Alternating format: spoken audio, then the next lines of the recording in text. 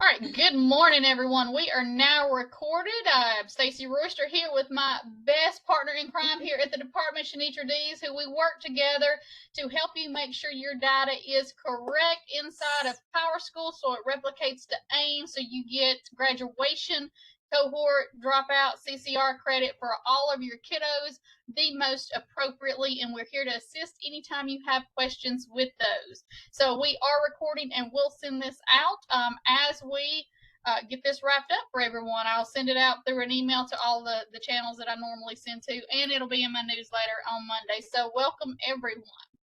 So you should now be seeing my screen, which is the slides for our four-year cohort dropout and CCR office hours. So if you did not know, if you're new to the position, Shanitra is our administrative person here who is over the collection and auditing of these three portals right here. So Shanitra, do you have anything you want to say before we get started? Welcome everybody, and hopefully this will be a smooth reporting year with virtually no problems at all. That's what we're going for. And I know some of y'all have been contacted by the PowerSchool coaches because we're really focusing on trying to get ahead of all of the 9-month errors to get those cleaned up and let you know what you need to go ahead and start looking at now in these three portals, even though some of them won't be certified until into next school year because we have to wait for summer school completers and we have to wait for like our summer AP scores for CCR and things like that. Make sure that you're keeping an eye on it now because some of the errors that you might have in your data that you don't even realize you have, you don't want to wait until that kid's a senior and realize you had a wrong withdrawal code on them as a 9th grader and now we can't get it changed because we're out of that year in PowerSchool. And it's really finicky in how the PowerSchool data, what year it replicates up to AIM and makes those changes. So we want to be very mindful, very purposeful, very demure, and making sure that we look at all those with withdrawal codes each year, each month. And so we're going to kind of walk through everything to look at. And yes, we will send this presentation out with the recording. And I've got a little spreadsheet I'm going to show at the end that might be something some of you use to kind of keep up and monitor your cohort values. So like we said, Shanitra Dees and Stacy Royster here who tag team together to help districts as we go through these three portals and how that data gets entered into PowerSchool.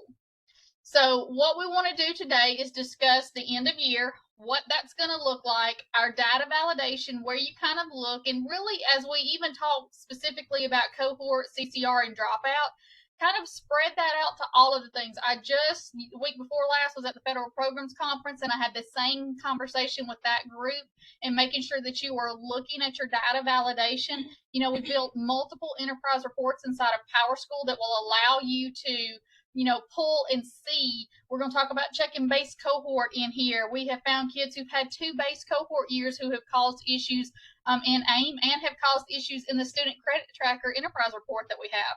So we've even built you an enterprise report that will show you, the errors if you have kids with 2 base cohorts. It's making sure your kids actually have the base cohort year and remembering that, guys, there's only one definition of the base cohort year. It is that child's first year as a 9th grader. And there is only one first year. And so it can't be, well, if they repeated in their 9th grade year and then I move the base cohort. No, you don't move the base cohort.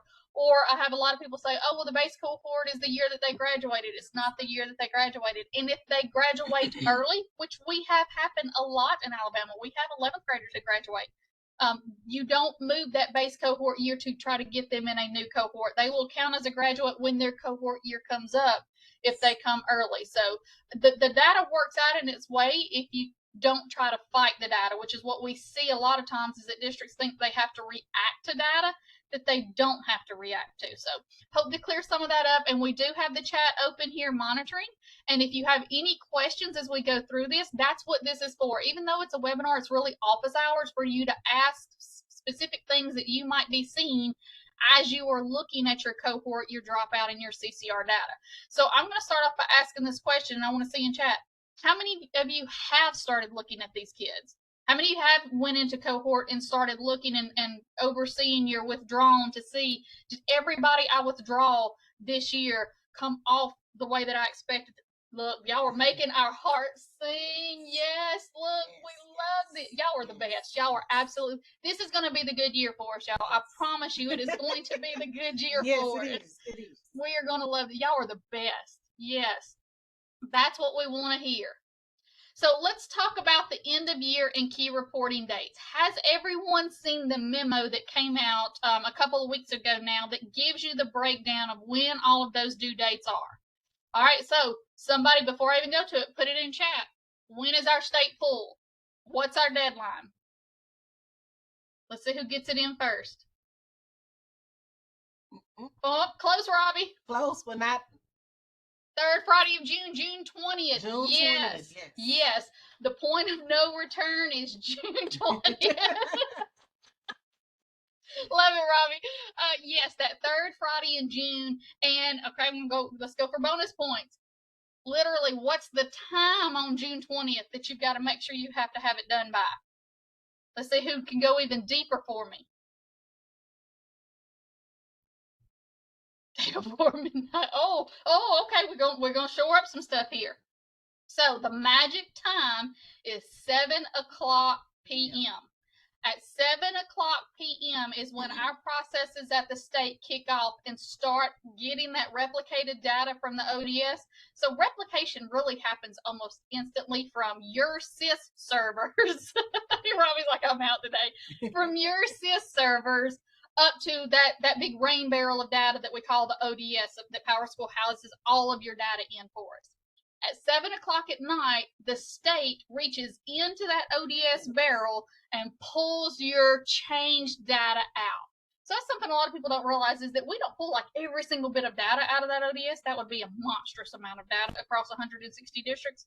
We pull any deltas, any changes that you have made in records that would need to be updated on the student record here at the state. So like attendance, any grade changes, any enrollment changes, anything you have touched that you see in that change history. We see it in our audit logs, and we make those changes over in student data. Now, once it gets over there into that student data in AIM, then it kind of goes through some washing of some business rules and goes into those other portals. So student data is the big drop point, and then we go into Cohort, then we go into CCR, and then we go into Dropout, and then we go into Homeless and Immigrant and all these other portals that y'all certify for us. And sometimes that second hop means that you don't see the data change in those other portals until 2 days later. So you might want to keep that in mind, that even though the drop dead deadline is to make sure it's in PowerSchool by 7:00 so that it goes into the ODS and gets up into AIM for us, you really want to do it a day or two ahead of time so that you can physically lay eyes on those changes in AIM to know what you did worked for the problem that you were seeing on that student's record.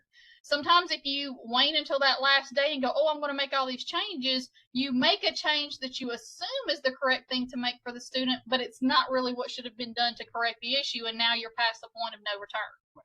So it's really important to know the drop dead and when you need to put your buffer space in for your district to have those in there. So we have had that memo come out. And we also update information inside of the Student Information's Data Systems calendar. If you've never seen this calendar, it's on our Alabama PowerSchool website. Literally Google Alabama PowerSchool. It's going to be the first hit that you get, and it's PowerSchool at Alabama Edition. This student data calendar sits front and center in that top row of boxes.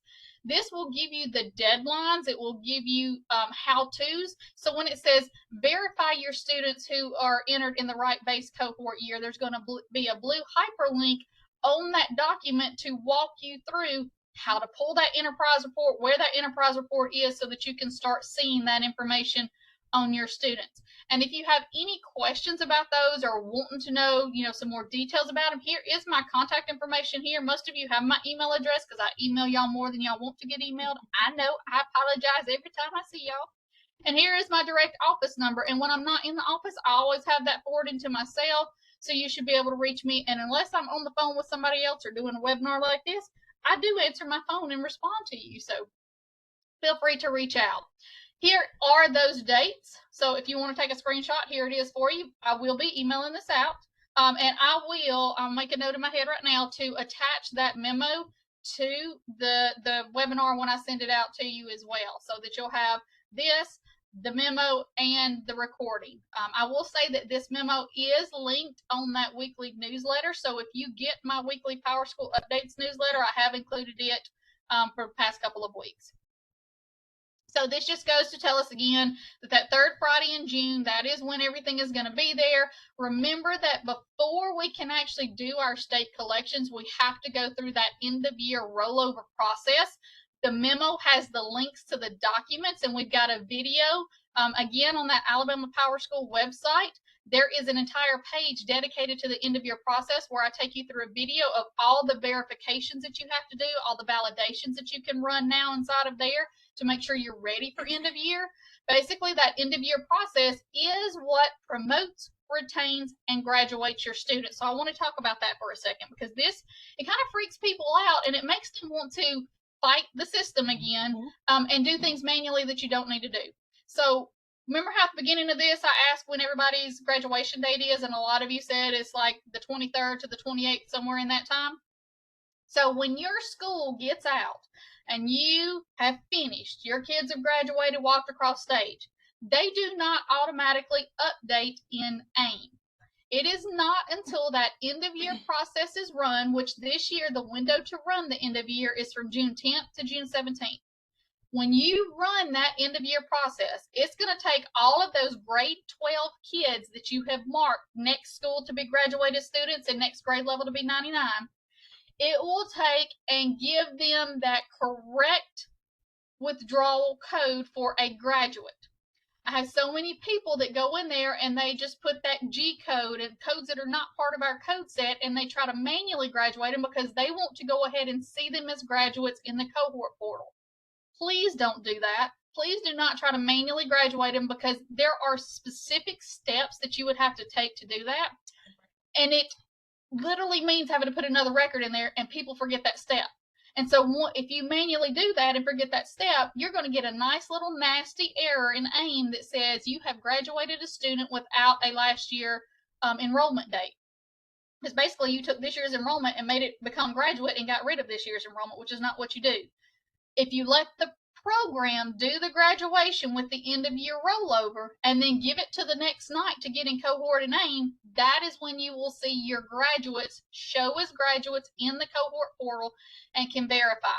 Now, because of that, I know that we have a nice little 7-day window right here, but you really don't want just a 3-day window to make sure your graduates show correctly.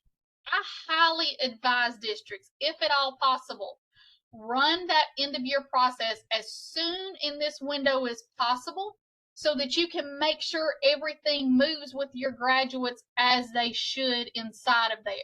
Now, let's say that you had a kid you meant to mark as a graduate, you didn't, you rolled over. What do? Do I roll over again? Absolutely not. You can only perform rollover once, but you can still manually move students if you need to. There is an enterprise report out there that will show you the status you have all of your students in. It is an end of year grade level validation report.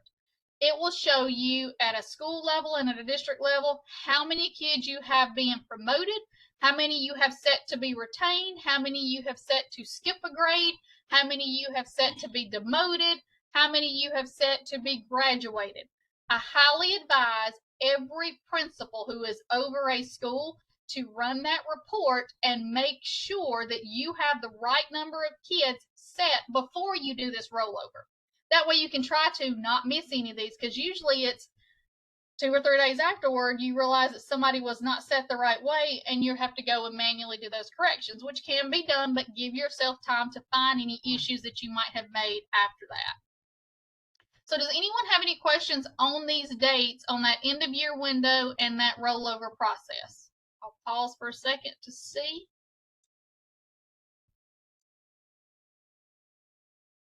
Nothing coming in. Tracy, it is an end of year grade level validations report. And it's actually it's on that data calendar to run that. So if you look at that data calendar in May, I literally go through every one of those reports and enterprise reports that you need to run and show you the picture of them. Kara, so with these deadline dates for people to check, they need to have it done prior to me completing end of year rollover, correct? So there are really only two things that lock, Kara, with end of year rollover. One is homeless status, and I know we're not doing the homeless liaison webinar here, but if you have a person who is over homeless status, that has to be set correctly on every student prior to end of year rollover, and it will sync to AIM at the time you hit the end of year rollover button, because once you roll over, everybody's homeless status is changed back to potential to be re-verified for the next school year. So homeless has to be 100% correct before you hit that EOY button. The second thing that locks, and this is very important for your state report card, is attendance. So attendance, the way it's calculated for chronic absenteeism at the state, it's read off of that DAV value. There's a process that runs at night to calculate that DAV value. When you run the end of your process, that DAV stops looking at the last year and starts looking at the next school year. So if you were to make any code changes or anything after you run end of year, it's not going to change up here in AIM for that student. And I know a lot of times at the end of year, principals will want to go through and like audit their attendance records to see if anybody was input whatever code you use, because I know sometimes you'll have a kid that you accidentally put a doctor's note in, but they had a 504 plan that they were receiving services and you should have used the SP code. So any of those that you decide to do have to be done before the end of year process. Those are the only two. Everything else, if you find an issue, you can pretty much still correct between the time you have rolled over and when that that June 20th date has hit. So let's say that you realize that there's a kid who's still showing as withdrawn in cohort because you have the wrong withdrawal code on there. Maybe you put withdrawn transfer into public school because you thought they were going from, Opelika High School to Auburn High School. But instead, they actually went to Lee Scott, a private school. And so because the state never sees them as going into another public school, they're showing, still there for you and your cohort. So until you update that withdrawal code to the correct one, or we see it a lot of times with no-shows. You've got kids who are listed as no-shows, and here's what's funny. We can see that y'all having notes saying that the kid went to XYZ school, but you're still using a no-show withdrawal code. Well, guys, that's going to keep them as a dropout. So you want to make sure that you have looked and verified that all no-show exit codes have been corrected as much as you can. If you know that they went somewhere, you've got to update those. So if you catch one of those even after rollover, you can still adjust it up to that 20th date and get it reflected in the cohort portal.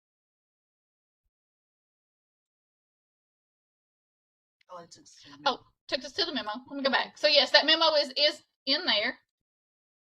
Come on, go to the next page. There we go.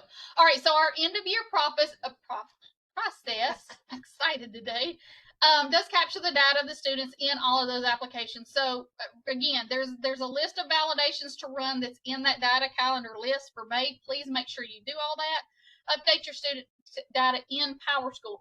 A lot of people will email the service desk. That's our AIM team, and they're like, hey, I need you to choose. But one thing you've got to remember is that anything that has to be corrected in PowerSchool and replicated up.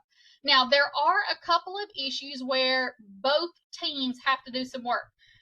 There are some of y'all who have an error on your 9-month collection that says student was in fall and is not on 9 months. Now, some of y'all just made some mistakes with your no-shows and forgot to no-show kids until after the fall collection.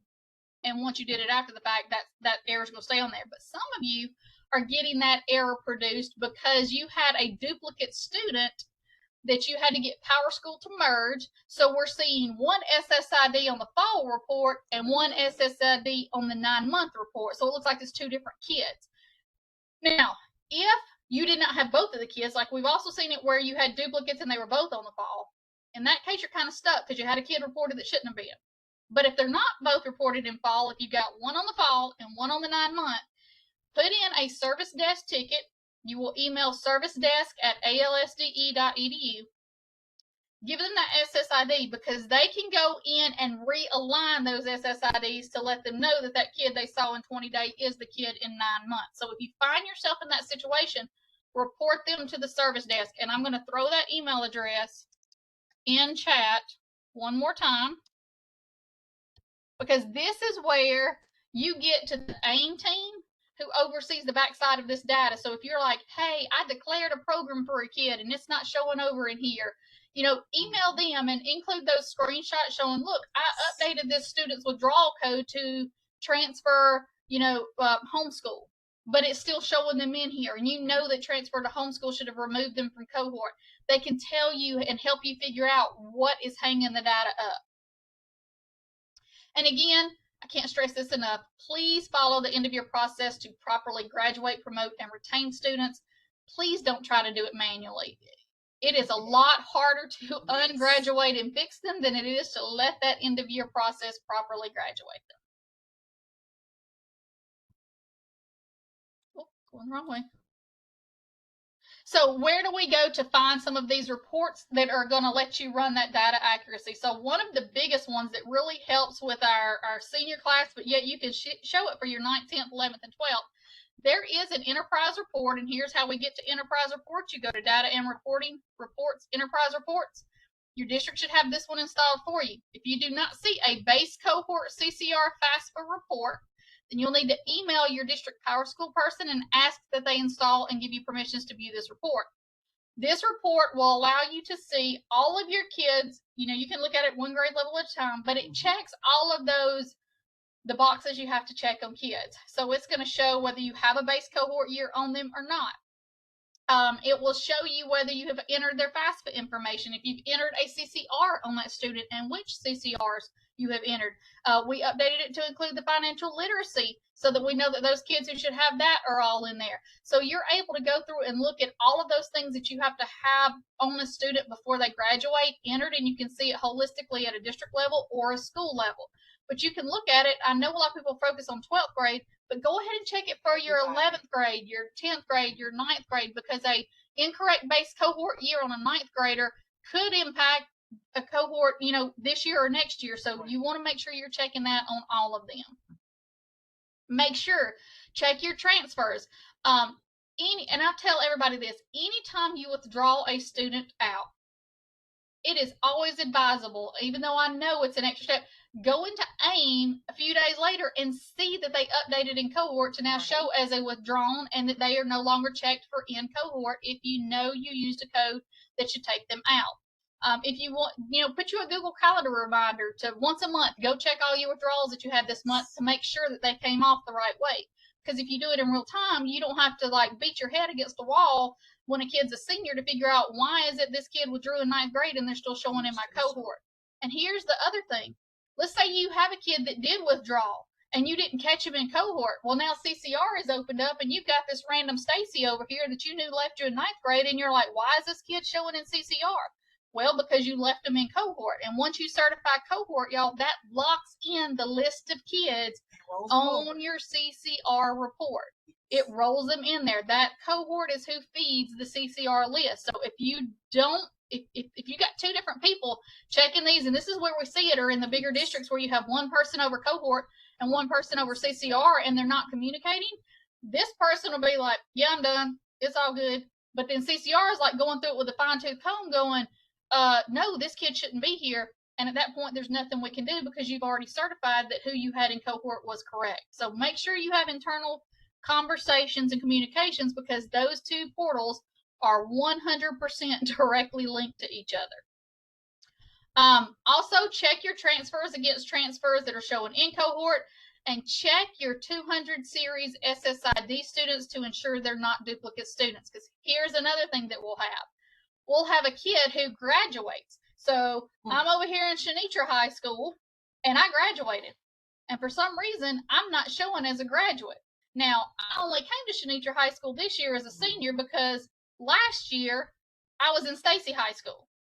But when I withdrew from Stacy High School and enrolled in Shanitra High School, they gave me a new SSID number. Well, that disconnects it in the state locator.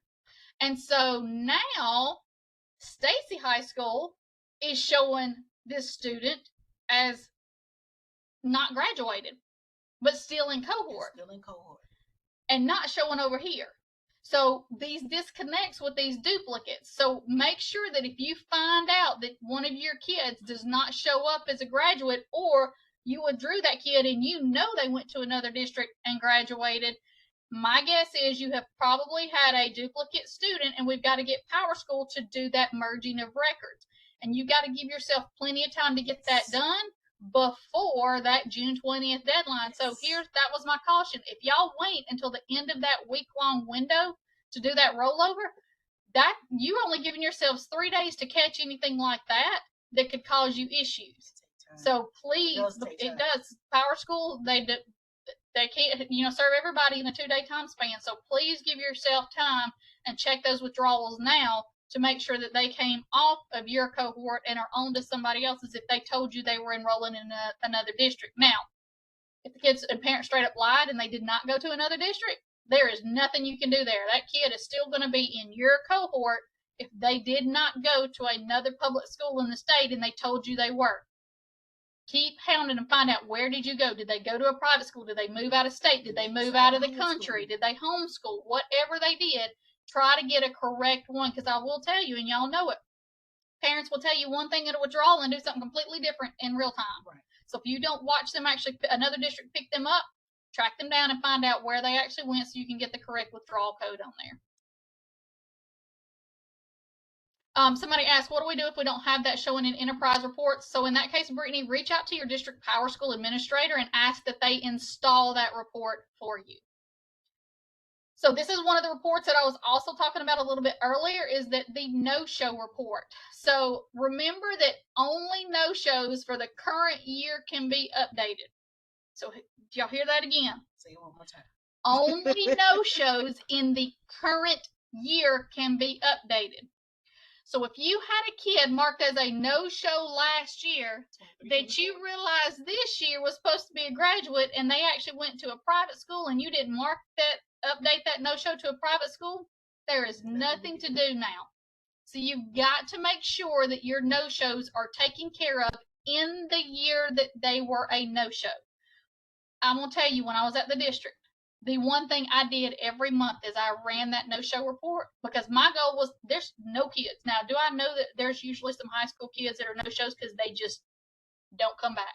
They just don't come back. I understand that's a reality. But you're going to keep that as minuscule as possible. You want to find out, did you have anybody that has a no-show? Oh, if you have a no-show from a provisional. So a no-show from a provisional means that lots of things can go on and it's inactivating records.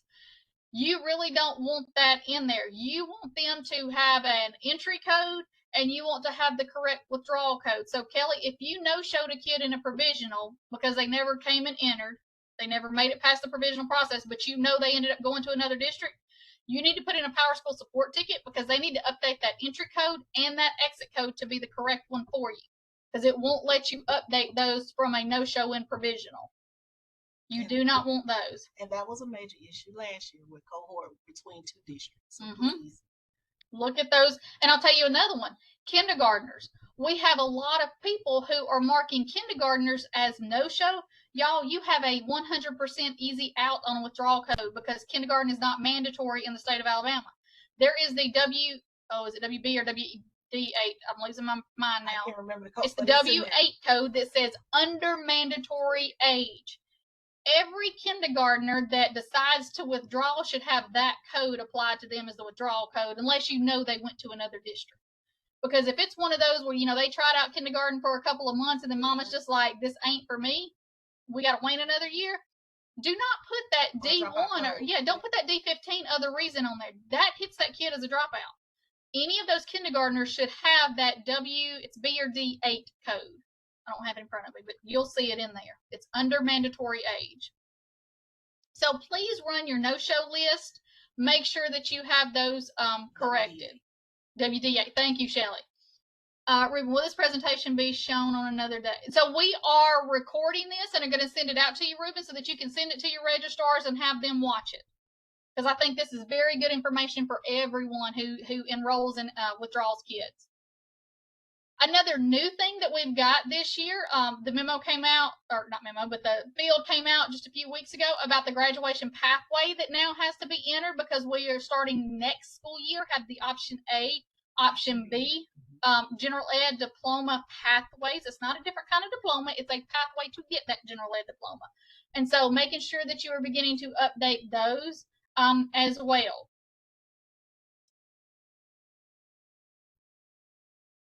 Official state collection. So in my weekly newsletter, I am putting in there that every district needs to be checking these right now. I literally just pulled the list, not 30 minutes ago, to send to the Power School coaches, because I am having them make contact with anyone to kind of prod y'all on these errors to get them corrected.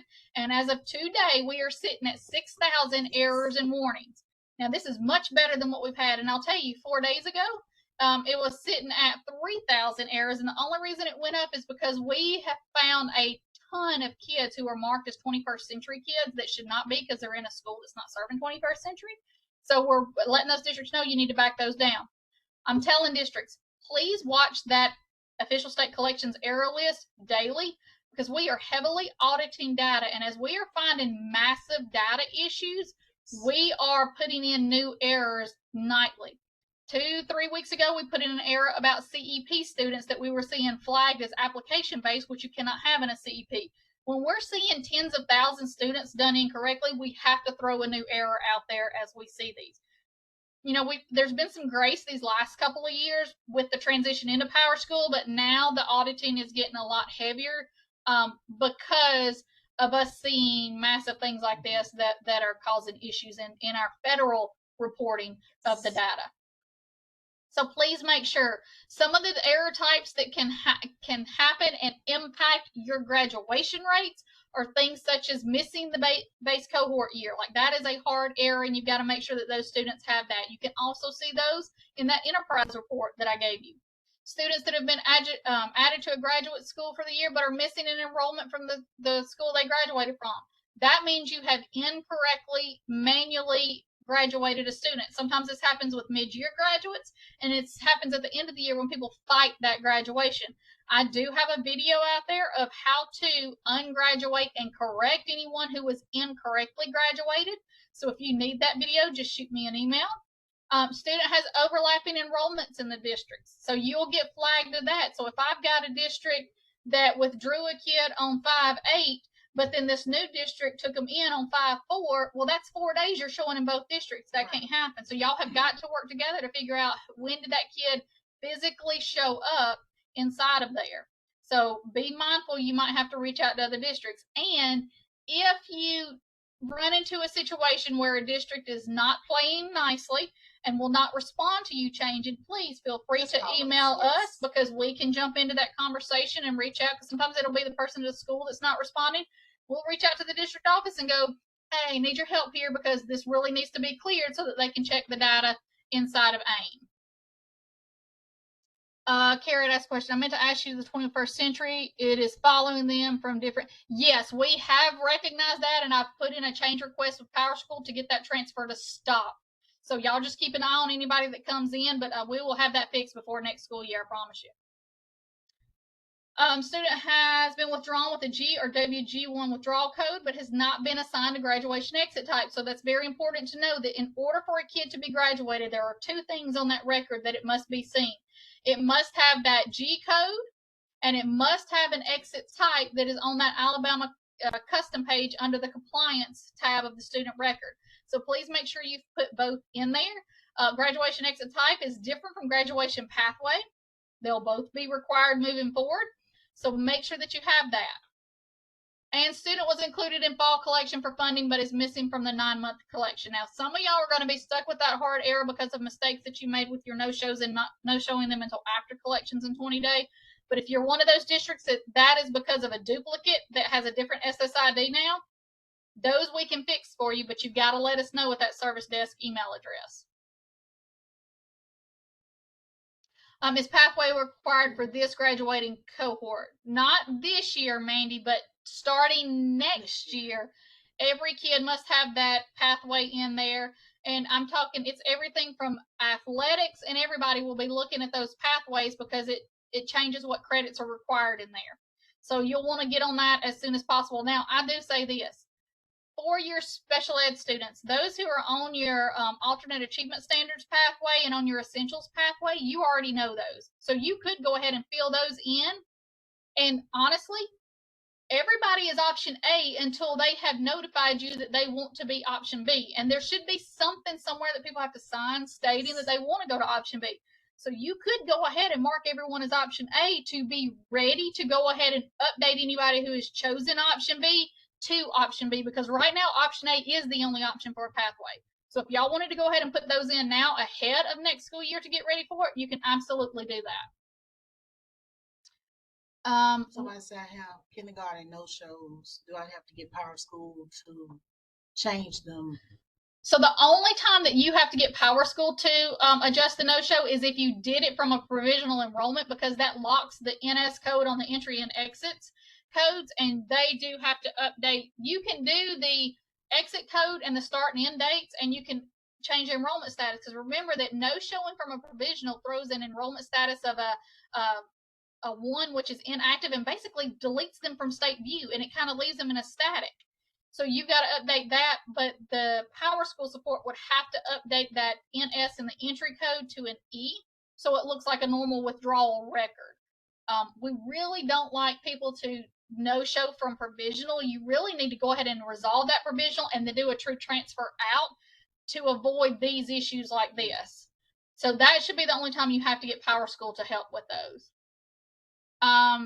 Roseanne, what are the beginning and ending dates that should be used for entering the graduation pathway? So the beginning date is the date that you start them on that pathway. The ending date is either when they graduate, or if they decide 10th or 11th grade year they're going to swap from option A to option B, you denote that they are ending option A and moving to option B or something such as that. So that it's all based on that student choice of the plan or graduation.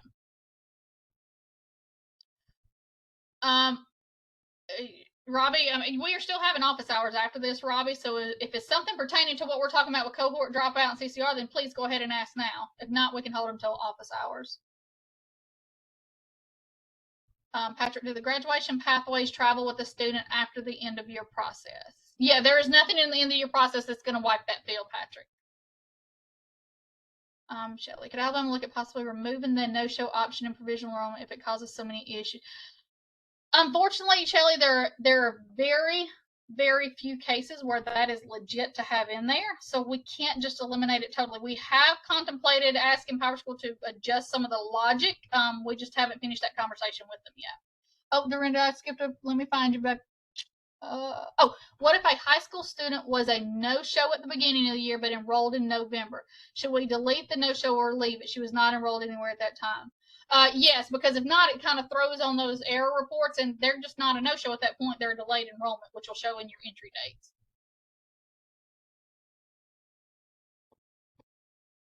If I re-enroll my no-show and then withdraw them on the same date, will that work? I mean, technically, Charlene, it would, because then you could get rid of that no-show record altogether. And I know Power School has done that to correct some of these sometimes. All right, so I'm going to turn it over to my favorite friend right here. All right. Good morning, everybody. So we've given you a lot of information, and I know if you're not working with it, it can seem overwhelming. But know that Stacy and I are both here, and this is just office hours, just for those who've been working, just to give you some things to remember. But if you or your staff need a full training, we do a full training of all of this data where you look for everything, and you can reach out to us and schedule a time for a full training. So I wanted to let you guys know that. So where do I look to begin to look at this data? The student data application allows LEAs to see the data each year, and you have to have credentials in there in order to view this data. So where do we begin to look? Once you're inside the student data application, you're going to go over to the prevention and support tab. If you don't have access, you will need to be provided with this access at the LEA level. And to view your cohort data, you would go up on the prevention and support, students, and cohort. This will show you all of your cohort data. You're not in the application, but you get to see everything that's all of the students based on their cohort year in the cohort data. So what are some things that we need to look for? Some things to remember. The 4-year cohort data includes 4-year cohort data can be viewed in the cohort or student data applications on the prevention support tab. The cohort is grades 9 through 12 and not just seniors. Grades 9 through 12. All students, if you look in the cohort application, you'll see over to your left the highlighted box that I have in cohort. If it's checked by that student name, that means that student is impacting your data. So it's not about the 12th graders. The cohort data is grades 9 through 12. What are our cohort statuses? Enrolled. These are your non-graduates. These are your students who did not meet the requirements for graduation within cohort. So it'll show enrolled. Withdrawal, still in cohort. These two are non-graduates. So that means when we had that WB1 and WA1, WB1 transfer within state public. And if they're still in your cohort, that means another school has not picked them up. They have not become part of that school's membership. And it could be also that the transferring school may have enrolled them with a 200 series SSID, creating two separate IDs. So you want to follow up. It is very, very important to not wait to the end of the year, but check these monthly. Also, your WA1 that's transferred within district public. So they say they're leaving your school to go to another school. They have to become part of that school's membership. A request for records is no longer will no longer suffice. They actually have to become part of the school's membership. Dropouts. These are your no-shows and dropouts. Those students who've been given those D codes, you must update them by the end of the year. So just those are your statuses, and of course, you know, graduate status as well. But these are your statuses you want to make sure that you're paying close attention to as you're monitoring your data. Review the base cohort years for students who may have graduated before their expected graduation year. As Stacy alluded to earlier, just because they graduate in their 11th grade year, they're not going to show in that cohort. Every student shows based on their assigned base cohort year. So they may have graduated this year, but they're going to show up next year. I've had some questions. I'm going to go ahead and preface it now. What if my student graduates in 25, but they're in the base cohort 26 and they don't have a CCR? They have to have a CCR because they're not in the cohort for 25. They're in the cohort for 26. And when we begin the audit and we come across that student's name and we see that that student doesn't have a CCR, that student will not be a graduate. So that base cohort year being assigned properly is very, very important. Withdrawals. Transfer out need to be updated immediately. Foreign exchange students, transfer them back to out of country each year and re-enroll them. I got this question this morning, so I'm going to have to go and send that. But foreign exchange students, transfer them out each year back to country. And if they're coming back, re-enroll them. Homeschool athletes, transfer back to homeschool at the end of each year and re-enroll them. And of course, you know, a homeschool athlete is a non-traditional type, so making sure that you're following the directions when you're enrolling non-school homeschool students so that they do not impact your cohort and CCR data. And I will say this, you're going to see them as counting in your cohort until you do this. We get lots of emails every year from principals going, hey, I've got this MTPO kid that shouldn't be counting, and they are. Well, they are going to until you do that withdrawal, and then that will drop them off before we do the 9-month submission. So make sure you withdraw them each year. Graduation status. Compare graduation list from Power School to the 4-year cohort list to ensure accuracy. Because with certification, you're certifying what's in the application. Make sure that what's in cohort is reflected in Power School and vice versa. Will you put the PowerPoint in the chat? We're going to send it out after Johnny, the meeting. I'm going to email it with the recording on there. And Tanya, I have that conversation with AHSA every year, and you'll also get this from your coaches. I got it already last week where they're saying, hey, this kid has moved. I need to go ahead and withdraw him from that district and enroll him here. And you can't do that to end of year rollover. They are enrolled with you. They are enrolled in, for the home school, they're enrolled in their home school. But they know, and the athletic association knows, we have to go through this process to do that. So just ignore all of that because this is part of our state process. They're still with you as long as they are filling out that paperwork with you to say they're going to be back next year. It's just not in Power School yet, which we don't start updating the next school year stuff until July 1 anyway for AHSA. So just remember, that what you've got to do to cover yourself for that insurance is that they have filled out all of the enrollment paperwork with you, online enrollment, whatever it is. Just because it's this status and assist does not mean anything, because you're going to show them enrolled through the whole school year and pick them back up, and there won't be any break in that way. Yes, we're going to send the PowerPoint and everything out, so don't worry. Yep, and the video is being recorded. Thank you, Kendall. Appreciate that. Keep that chat in there. All right. Use the correct graduation exit type for each diploma pathway. We found in auditing that people are using incorrect graduation exit types, and you have to correct them. This does impact your graduation rate and for federal reporting. If you do not understand what each one means, in the cohort application, there are cohort definitions. General pathway, that will be your option A, option B. Other than diploma type, other than a diploma, that's usually our GED. Essential pathway students are 16 and our AAS is 17. I'm also going to talk about summer graduates because we get a lot of questions for those as well. Summer graduates must be completed and coded correctly by July 30.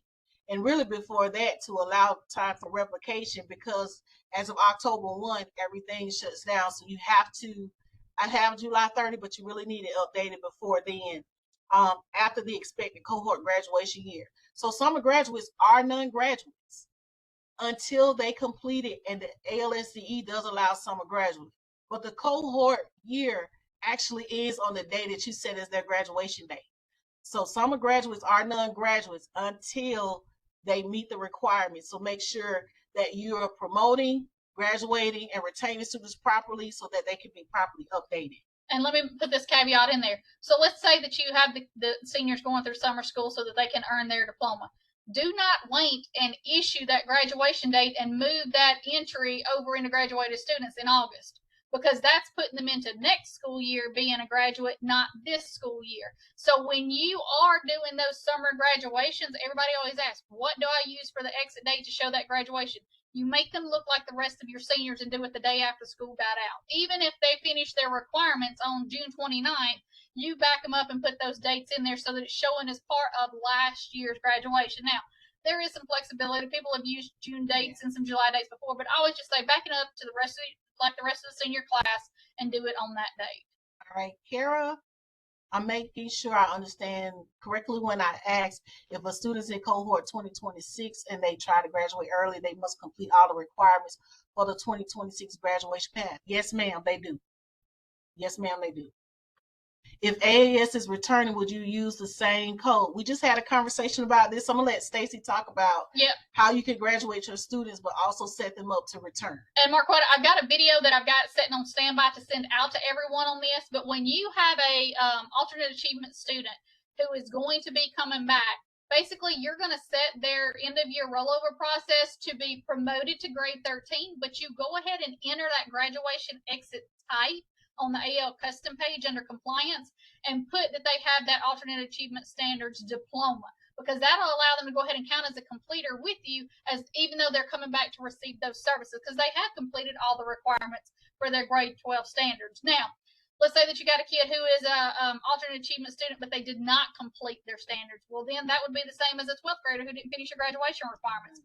You would hold them as a retention and they'd be grade 12 again. But if they did meet all of those AAS standards for their curriculum, then, and they're just coming back for services, it is 100% use that code for that AAS 17 and the exit type, promote them to grade 13. And for everybody else, remember, grade 13, 14, and 15 is only to be used on your AAS and possibly your essentials, because essentials kids can come back for services as well that are continuing on. There should be no gen ed kids who are retained and are 13, 14, or 15. They stay retained in grade 12. If a student completes early, what exit date do we use? You would need to use the date that you are releasing them. And y'all got to be careful with that, because a lot of people will ride those dates until the end of the year. And that's falsifying ADM and your ADA calculations, because they're automatically getting 100% attendance, which is going to really inflate that. So be very careful with that. Yes, Robbie, they only become grade 13, 14, 15 if they have met all of the requirements of that grade 12 AAS curriculum. All right, so also now we move to dropout. So same thing, you're going to log into student data, prevention and support tab, and students and dropouts, and you have to have credentials. Let's see before we move on. So Phyllis, if you're seeing a double cohort and they're the same thing, you just delete one of them out. You can click into it and just hit delete. It appears that one was out of order. Oh, yeah. Okay. So here's some best practices for dropout. Dropout data can be viewed in the dropout or student data applications. This data shows K through 12, any student who's been no-showed or given a dropout code. Reports includes on the official report only includes those grades 7 through 12. So my middle school people, you have to pay close attention to those no-shows and dropouts as well. The ALSD allows LEAs to see all grades listed as dropouts for data cleanup. Your dropout statuses are no-show, non-graduates, and any one is assigned a dropout code. Dropouts are certified each year. So whereas the cohort is certified every 4 years, your dropout is certified each year. So this means once you certify a student as a dropout or a no-show, that is their status. If that student does not re-enroll the next year, which will create a new enrollment record because you said they dropped out the year before, but that is their status. So make sure that you're updating that information each year by the end of the school year. Withdrawals in S1 must be updated by the end of the school year. D-codes must also be updated within the same academic year student drops out of school. For your cohort status, again, compare student list with Power School, all of that. So all of that status, the same thing, just reminding you, and you'll see dropout, you'll see their graduation status and everything after end of year. So now let's talk about college and career readiness. Same thing in the student data application, you'll go over to prevention and support, CCR view. Now, one thing I have to say about this particular view, this only shows students who have an active enrollment. So if you need to see the entire CCR enrollment count, you will need to see the CCR application, because you do get credit for students. If they earned a CCR before they dropped out, you are allowed credit because they're still as a part of the cohort information. So, but this CCR view only shows active enrollments. So if you need to see, if you want to whittle it down to just your graduating class or just that cohort, you're going to need to go to the CCR application and pull that cohort to see how many CCRs you have. So Ruben has, do students who are not on the general pathway count against the graduation rate? They don't count against it, but they count differently, because remember, there's graduates and there are completers. Yes. And so those who are on your AAA and Essentials pathway go in as completers and instead of federal graduates. They're Alabama graduates. Alabama graduates. But they're our babies that are on the alternative and Essentials pathway are federal completers. Again, here is part of our continuously growing CCRs. But for the 2024-2025 school year, these are our indicators, making sure that you know what the evidence is and what they should be is listed here. And if you need to see our business rules for CCR can be found on our Alabama Achieves website. Again, remember, with the class of 22 graduating class, well, just a cohort of 2026, especially graduating class, as a requirement, they have to have at least one of the CCRs. So we have ACT Work Keys, ACT, Advanced Placement, International Baccalaureate, College Transcript, CTE, Military Enlistment, CTE Completed, and Youth Apprenticeship. So making sure you want to make sure that students who've earned that have what they need. Look into assessment data for those who have permissions and make sure, if not, then that needs to be updated. And if you need any information, or if you find that some score is not reflected, whatever case may be, let us know. And Chesley, yes, on a few slides back in that slide that Shanitra went over on looking at the student data, there's a small screenshot that shows how to look for that in cohort checkbox. All right, this is a guidance document that I usually send out at the district level. I'm not going to release it just yet. We're going back and making sure everything is updated, but we usually send out. Please pay attention to the indicator, the criteria, and the evidence, and who to contact if you have any questions. Please make sure all of the evidence is in the student's folder, so that way you have documentation when we do audit and ask for that. Also, I want to say, when we send you a list of students' names, we're not just asking for one indicator, we're asking for evidence for all indicators. This is just some links and resources that Stacy does a great job of, and her team, of putting information in. Once you get this in PDF, you can click each link and you can click the images and everything to get to the website, order everything you need. And if you have any questions, let us know. Again, I have to also shout out to Power, because I follow her as well.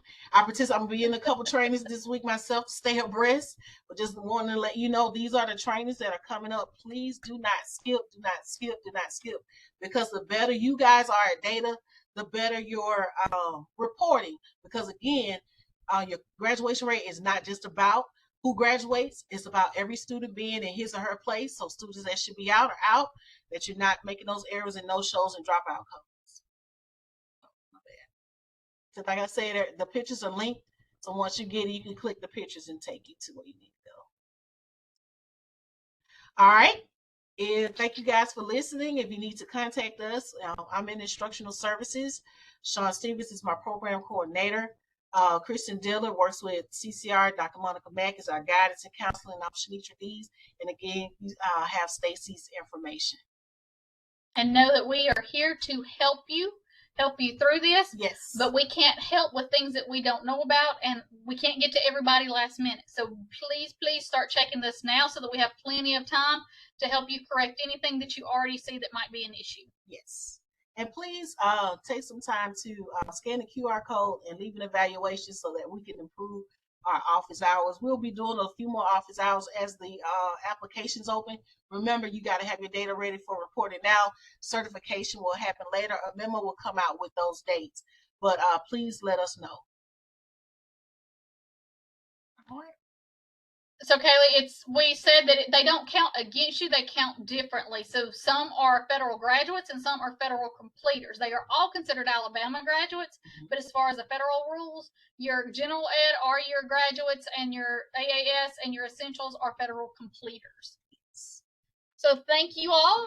And if anybody has any questions about Power School, I'll be jumping over to the Power School office hours here shortly while this video renders, and I will send an email out this afternoon with this recording, with the PowerPoint, and with that memo about all the key reporting dates. And as always, we do acknowledge the hard work that you do out there and appreciate all that you put into it, because you are doing what you need to